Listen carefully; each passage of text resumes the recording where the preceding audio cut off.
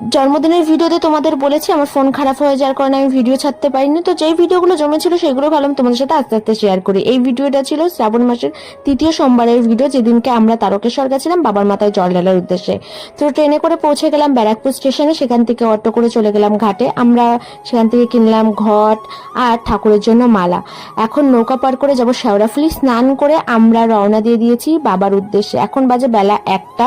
এই যে জল নিয়ে নিয়েছি, দেখতেই পাচ্ছ।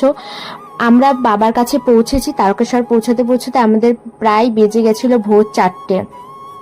দেখতে পাচ্ছ লোকের কি সমাগম। আমি এই প্রথম গেছি তারকেশ্বর।